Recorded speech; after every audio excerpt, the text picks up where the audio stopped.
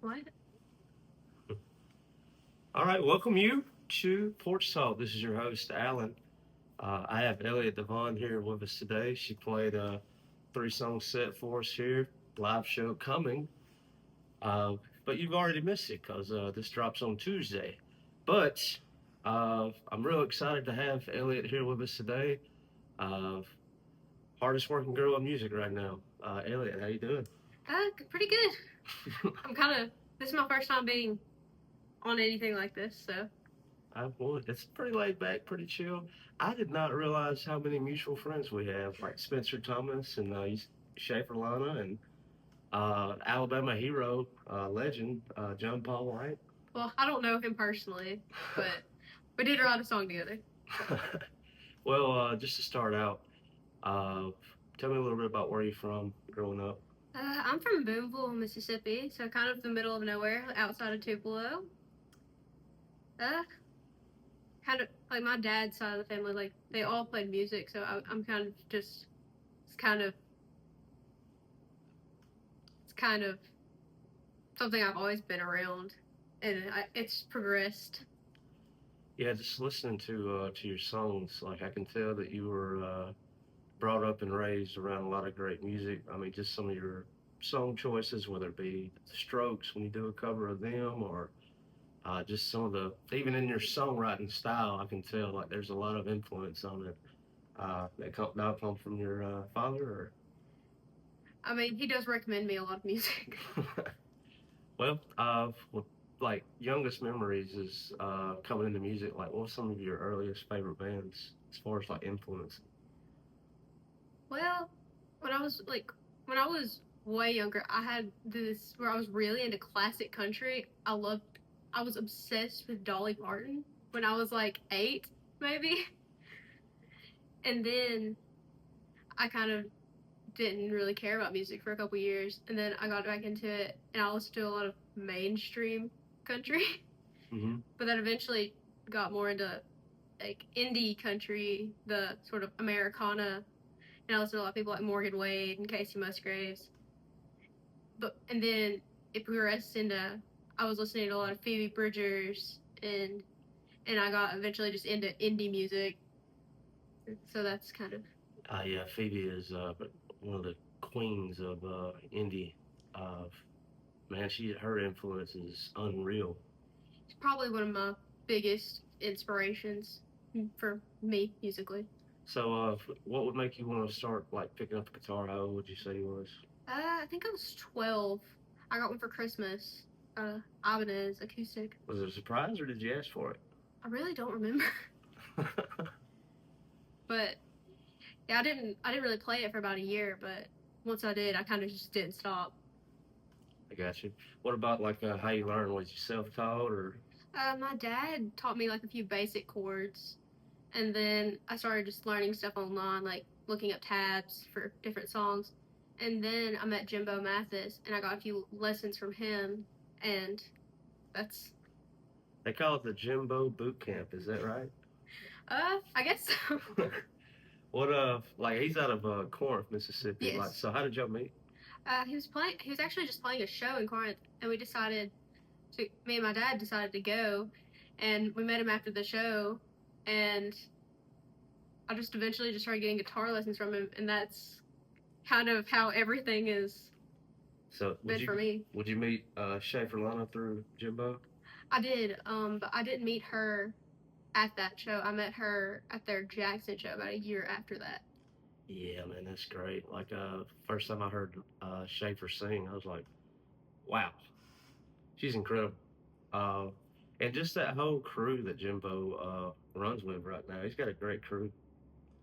Uh, Wanted to talk to you a little bit about like some of the songwriting, like the early stages of it. Would it be like Jimbo kind of helping you out, your dad helping you out, or was it? Did you figure it out? How did that come about? I just kind of started writing stuff, and I, I, I get really frustrated with it, and I have a lot of writer's block, where I go through a lot of writer's block sort of times of my life, and I won't write songs for months, but it kind of just started out, I would just write stuff, and then I just kind of gave up for a while, to be completely honest. And I only really started picking it back up maybe last year. Like, I know just seeing like that you had won the songwriting competition at UNA, and the opportunity that came with that was to write with John Paul White. But uh, man, I totally get it. Like when it comes to songwriting or even playing the shows, it's easy to kind of get bogged down. It's like I don't really have anything to say. Yeah, where does a song come from? I was like, do I need to go out here and get my heart broken, or what's going on? Uh, but like, I guess just with you is like where the question is building up for me is it just seemed like you popped up out of nowhere, and I just saw you. You were playing everywhere, winning songwriter competitions, and I was like, this girl is working hard. So like, when did all this circuit start for you? A couple of years ago, I played one of Hunter Myers' open mics, and that was the first time I'd ever played in front of anybody. And I kept playing his open mics, and then I met Jimbo, and then it kind of just went on from there, where everything just progressed from there, and I just got really into music, like playing music. But I only started really playing a ton of gigs and shows this year, probably in April. Oh wow, I was right around Porch Talk or Porch Fest and all that then. I didn't It, realize it was that fresh. Like I know, like right when Hunter reached out to me and he was telling me about you, it seemed like, well, my goodness, if I wanted to book her, I don't know when I'm going to get her because she's always booked up. So I mean, like, congrats on that. You know, with Alabama and Mississippi, I mean, it can be really hard to get your foot in the door and get running. So anytime like I see somebody really grinding and staying booked, I mean, it's not easy. So congratulations on that. But well, tell me a little bit about the songwriting process. I know like two of the songs that you shared on your set today. One was a co-write with Schaefer Lana, and the other was with John Paul White. Tell me about the song that won the UNA competition. that one I wrote either at the beginning of this year or the end of last year. I was just kind of messing around.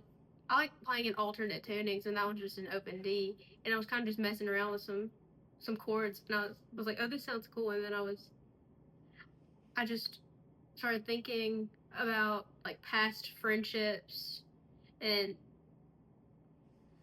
things like that, and I was like, well, maybe I shouldn't have wasted my time on on why did I waste my time on that person?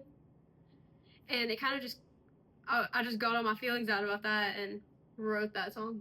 Yeah, right on. Of like it won the competition speaks for itself. I know Hunter was sharing one of the songs that he shared on his set was a competition that Elvis Presley even lost one time down in Meridian, and he won with that. So I know a lot of times if you write a song, you take it to these competitions, you never know. Like we have a songwriter competition coming up for Munson Brothers, and like most of the entries, I've heard just samples. There's an 18-year-old kid that no one's heard of, and I think he's probably gonna win. I'm not a judge, but I was like, thank God he entered. Or like we wouldn't have known anything about it. So props to that. Tell me a little bit about like the John Paul White. Did y'all meet up in Florence to ride, or how did that go? At Yeah, his was it single lock? it was. I don't really know what the room was. I think it was one of UNA's entertainment industry buildings. But I kind of brought this song that I'd been really stuck on for a while, and I loved the first verse I wrote of it. The first couple verses I wrote of it, and I could not get anywhere else with it besides those few verses. But I was like, I cannot give up on this song. Mm-hmm. So I brought it to him, and he wrote the chorus because I'm just notoriously terrible at writing songs without choruses. And it's he wrote the chorus, and I was just kind of blown away by that because we were just like in a room, and I just showed him the lyrics, and it kind of amazed me because way quicker than I could have figured out anything for that.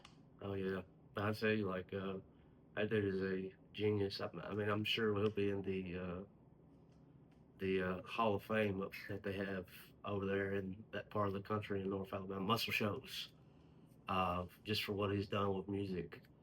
I think it started with the Civil Wars, and now, I mean, he played at Mississippi State, and he brought an entire orchestra with him, and that was an incredible show. And I was like, I can't even wrap my mind around like working with that many people and it being just perfect. It's nuts. Man, what is some like just going to shows? Like, is there a band that you've been a fan of that you ain't been able to see that you're gonna hopefully get to see this year? Um, I'm not go- I haven't I'm not really going to a lot of shows this year. Too busy playing your own, huh? I went to a bunch last year, but I'm not really going to too many this year. I've got tickets to Shoals Fest in Muscle Shoals, and I've got it the second day, so it's Jason Isbell, Waxahachie, MJ Linderman. So Yeah, Waxahachie's killer. I love her Tiger's Blood album that came out last year. Yeah, a friend of mine, they were just so happy. They were vacationing out in Portland, and Waxahachie just so happened to be playing there. And that's where the front man for Patterson Hood, the front man for Drop By Truckers, he lives out in Portland. And just so happened, my friend was sitting right next to Patterson Hood, and they were both there because they're all from Alabama. It's like, well, it don't get more Alabama than this. And then between sets, Drive By Trucker songs were playing, and he's like, "Did you do this?" He's like, "No, but it rules because Waxahachie is a great band." But that's pretty cool. Uh, well, let's see. What about just down the road for you? Like, what are some goals that you are wanting to hit with your your writing and even playing? What are some places you'd like to go? Uh, I would, I would like to go, maybe, I would like to play in LA, I think. I think your sound would be perfect for I, out th- there. I really would like, because I mean, I went there last year, I absolutely loved it, and I would love to play a show there. I don't really know where, but I would love to play a show there. I'm playing in Nashville in a couple months, so that's checking off that box, because that was kind of one I really wanted to. You gonna go to the Bluebird? Uh, it's at a restaurant on Broadway. They're doing a songwriter show there. Oh, very cool. When is that? Uh, Any idea? September something. Okay. 26th, I believe. Cool. I mean, good for you. I've got a friend up there, Sean Byrne, and pro musician, but every musician's dream, and they rarely get to achieve it. He got to act, being a musician in a hit TV show for ABC, and so that was pretty nuts. But he caught the Red Clay Strays in Nashville, and this was probably 6, 7 years ago. Before they blew up. Mm-hmm. And like he has this infamous Facebook post, like it's a picture of all the guys sitting in his kitchen. Because after that show that night, this was back when they were still driving around the country in their crappy van, and they didn't have anywhere to stay that night, and I think they were going to just try to make it back down to Mobile. Like, no, y'all come stay with me. And they were all sitting around the kitchen. He said, in about 5 years, if y'all stick with it, y'all gonna be just fine. And one of the hottest bands in the land now. So, maybe that Nashville show will be like one of those moments. It's always good to get into new towns and like have new ears, new exposure. Really appreciate you coming out to Reform today to play this store. Like, I'm kind of going for like a intimate kind of house show kind of vibe. This is a very private event. I do talk about it a little bit, but I don't tell a whole lot of people. It's just, I don't really want but 10 or 15, 20 people here, just keep it low key, like a little private little club show. But, man, that's awesome. I mean, what else? Like, what are some other goals that you're looking for this year? I'm really hoping to finish working on an EP. So I'm going into the studio to record some more songs to hopefully finish that up. Got a few recorded already. What studio? Zebra Ranch in Coldwater. Oh, cool. Very cool. I didn't know if I don't know if he's gonna be using those Jimbo connects. Yeah, yeah. That's where he's. That's his place. Has he still got the goat hooves? A buddy of mine, this has been years ago, Daniel Sharp down in Philadelphia, Mississippi. Uh, Jimbo recorded one of his songs, and they were listening back to it, and Jimbo just had this wild idea. He said, I think for percussion on this song, it needs goat hooves. And he brought out a pair, and he started like doing percussion, like with that. I was like, Well, only Jimbo. Well, I don't know where he'd get a pair of goat hooves, but It's kind of funny, but if anyone was going to, it'd be him. Yeah, it definitely would be. What about just like for the future? Have you got a venue that like you mentioned like Nashville, checking that box. Like, what is your dream venue if you could play one? Dream venue.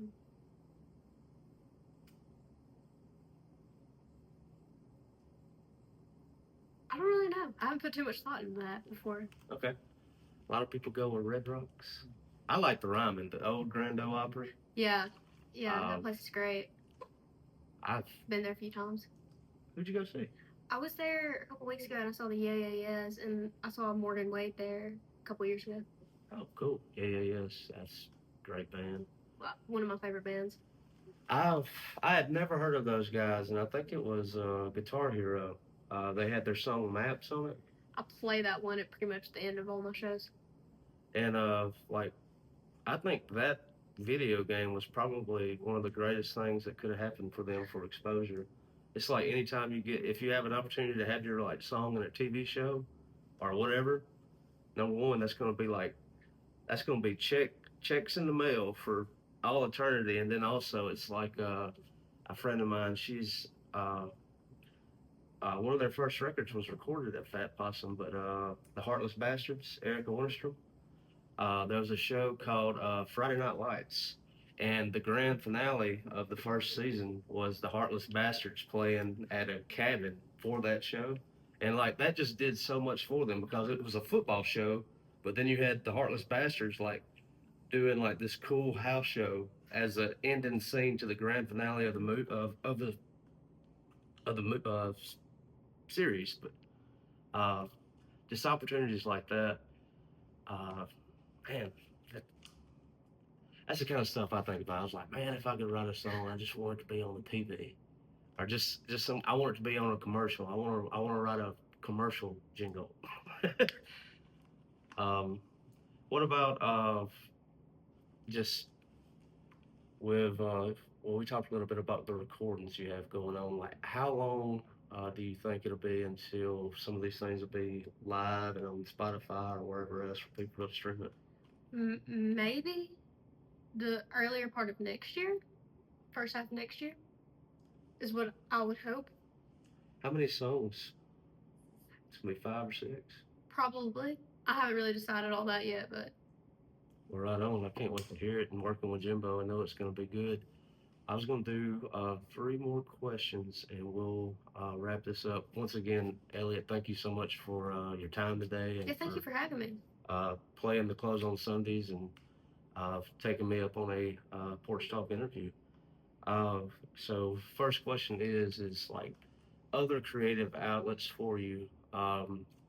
We have a thing at the open mic that I host at Munson Brothers. Is like one thing I try to tell the guys is, if you're having a hard time putting pen to paper, read, and if you feel like you're underthinking, write. Or I might have said that back, but you should always be in a cycle of reading somebody else's work, or you're trying to work. You a big reader, or like what are some other things like you kind of try to do creatively to keep the juices flowing, so to speak? I mainly try to devote a lot of my creative energy to music. I've been trying to get more into reading, but mainly it just all goes to music. Yeah. What's some of your favorite subjects when you read? Like, I mainly read like memoirs. That's what I've mainly been reading. I have this superstition where I carry around Just Kids by Patti Smith with me all the time, or I've convinced myself that I will play a bad show if I don't bring it to all my shows with me. Is it in the room with us right now? It is. It's Very cool. I've got a friend of mine over in Birmingham, Will Stewart. He reads a lot, and like his songwriting, like it's like a story. Like that was the first thing I noticed. He's got a great album. It's called County Seat, and one of the songs on that album is called Brush Arbor, and it's a beautiful song, but it's about snake handling and snake handling churches. And one day I just kind of I called him and I was like, "Where'd that song come from?" And I was like, "Cause where I grew up, like I was right down the road from a snake handling church, but like by the time I was a teenager, like the congregation quit doing it or they all died out. I'm not sure what happened." And I was like, "Did you grow up around snake handling? Like, how did you know about a brush arbor?" And he was like, "I read this book. It was called Salvation on Sand Mountain."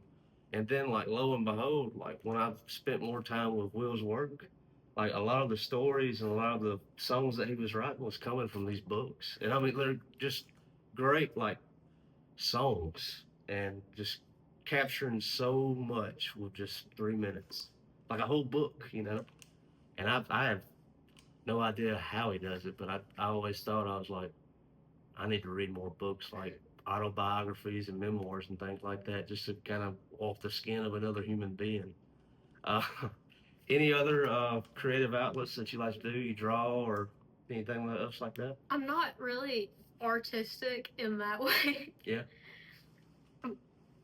Yeah, it's just mainly on some music. it's just music. Well, very cool. Uh, what about like other interests or hobbies, or is it just you just focus 100% on the music? Mainly, I feel like I annoy everyone with like how much I talk about music, and I feel like I probably it's the main thing. It's what I kind of center my life around, just every aspect of my life. So Very cool. Last question to walk out the door is for those listening or watching. If they wanted to keep up with you and where your shows are, what is the best social media for them to kind of follow and just keep track of where you're going to be? I mainly post on my Instagram, Elliott.Devaughn, but there's links to everything on my website, ElliottDevaughn.com. Perfect. ElliottDevaughn.com, and I'll put that in the show notes. Of anything else to do before we walk out the door? Anything else you'd like to share? Well, perfect. Elliott, thank you so much. Thank you for having me. Yeah.